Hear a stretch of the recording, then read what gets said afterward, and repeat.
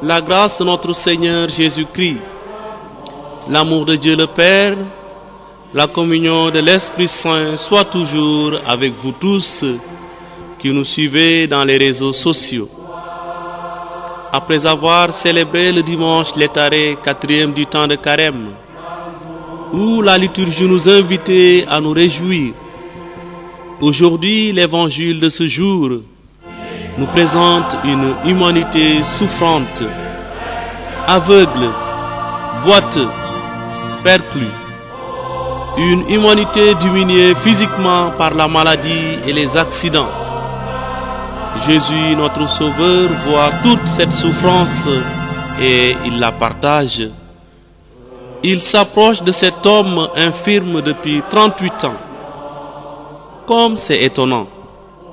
L'on trouve toujours Jésus au beau milieu des problèmes, là où il existe une possibilité de libérer, de rendre quelqu'un heureux. Le voici. La gloire de Dieu, c'est l'homme vivant, disait saint Irénée de Lyon. Bien-aimé en Christ, face à cet étranger que personne ne voudrait accueillir chez lui, en ces temps où nous vivons dans la peur, la détresse, confinés dans nos maisons, le Seigneur Jésus-Christ, à qui rien n'est impossible, nous rassure et nous dit qu'il peut tout si nous lui faisons confiance. Face à la pandémie que nous vivons, nous réalisons que nous sommes tous embarqués dans le même bateau, riches et pauvres. Nous réalisons également que nous avons tous la même identité humaine face à ce virus. En ce temps de carême, Dieu nous offre son amour généreux. Alors que la situation semble désespérée, Dieu intervient pour nous offrir le salut et la joie. Il nous faut regarder vers Jésus, chers amis, en ces moments où l'humanité tout entière est plongée dans la panique à cause de ce virus infiniment petit appelé coronavirus. Il est nécessaire que nous implorons sa grâce, grâce qui nous plonge dans les eaux de la prière et de la guérison. C'est enfin la promesse d'un monde apaisé qui nous est présentée, plus de peur, de cris, de morts inexpliquées.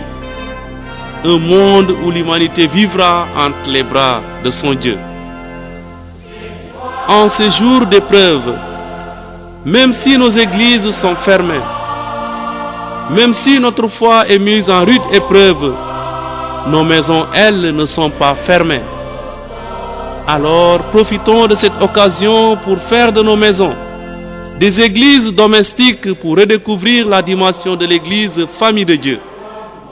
Faisons de nos maisons et de nos familles des sanctuaires où Dieu peut être adoré, magnifié et loué. Que cette pandémie ne nous fasse pas oublier, frères et sœurs, que nous sommes au temps béni du carême. Et lorsque nous parlons de carême, nous viennent à l'esprit la prière, le jeûne, l'aumône et le partage. Alors jeûnons, prions pour qu'ensemble nous puissions offrir nos souffrances et celles de notre monde ébranlé à Jésus.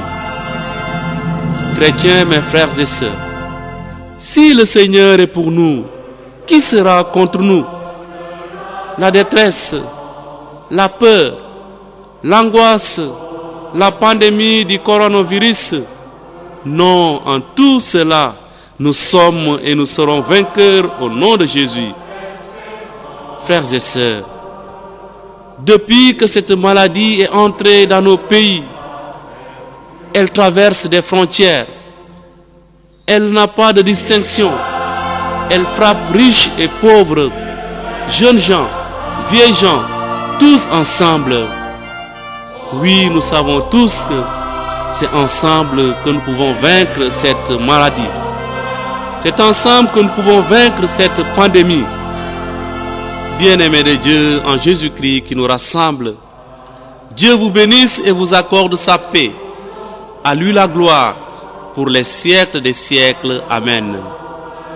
Ce petit partage vous a été présenté par votre fidèle serviteur, l'abbé Joseph Tendin, vicaire à la paroisse Saint-Benoît de Nîmes.